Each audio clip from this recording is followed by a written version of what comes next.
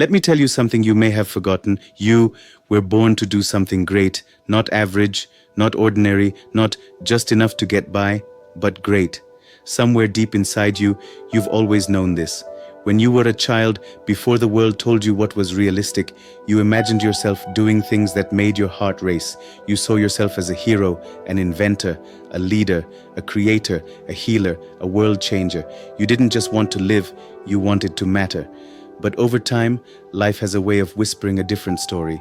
The voices around you say, be realistic, play it safe, don't aim too high. And slowly you stop believing in your own greatness. Today, I want to remind you, with absolute certainty, that greatness is still in you. It hasn't gone anywhere. It's just been buried under years of doubt, fear, and the noise of the crowd. But if you're willing to dig, you'll find it again. What greatness really means. When I say you were born to do something great, I don't mean you have to be famous or make headlines. Greatness isn't about how many people know your name. It's about how deeply you live your purpose.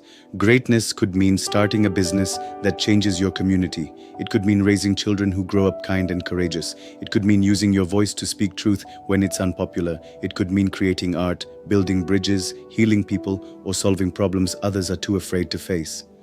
Greatness is not measured in applause, it's measured in impact. It's living in such a way that when you're gone, the world is different, even if just a little, because you were here. The lie of ordinary. We live in a world that conditions people to settle. It teaches you to aim for comfort, not greatness. It convinces you that ordinary is the safest choice. But here's the problem. You weren't built for ordinary. When you live beneath your potential, something inside you starts to ache. You feel restless, unfulfilled. You start wondering, is this it? That's the voice of your true self calling you higher. The lie of ordinary says, stay in the lines, follow the script, don't question the rules. But every person who has ever done something great broke that pattern. They stepped out of line. They wrote their own script. They refused to be confined by the limits others accepted. The struggle before the rise. Greatness always begins in the shadows, not the spotlight. Before every triumph, there's a season of struggle. Nelson Mandela spent 27 years in prison before leading a nation. Thomas Edison failed thousands of times before inventing the light bulb. Oprah Winfrey was fired from her first television job before becoming a media icon. They didn't look great at the start. In fact, they looked like failures to the crowd, but the struggle was part of the making. Greatness is forged in adversity, in persistence, in the willingness to keep going when no one is watching. The battle within.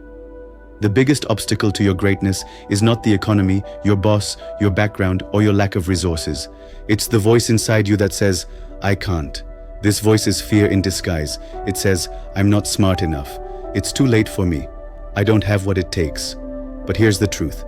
You don't have to feel ready to start. You don't need the perfect plan to begin. You just need to take the first step, even if your knees are shaking. Confidence doesn't come before you act. It comes because you act. Owning your uniqueness. Your greatness is connected to your uniqueness. There has never been and will never be another you. No one else has your exact combination of experiences, gifts, and perspective. The danger of comparison is that it convinces you to copy someone else's path. But if you're walking their road, who's walking yours? Stop trying to be the next someone else. Be the first you. Your calling is tailor-made for who you are. The discipline of greatness. Greatness isn't just a dream, it's a discipline. It's built through habits, choices, and persistence. 1. Clarity, know what matters most to you. 2. Focus, say no to what doesn't align with your mission. 3. Consistency, show up every day, even when motivation fades. 4. Resilience, get back up every time you're knocked down. Talent is only the seed, discipline is the water, sunlight, and soil. The cost of greatness. Here's a truth that's hard to swallow. Greatness comes with a price. You will have to give up the approval of everyone, the comfort of the familiar, the ease of following the crowd.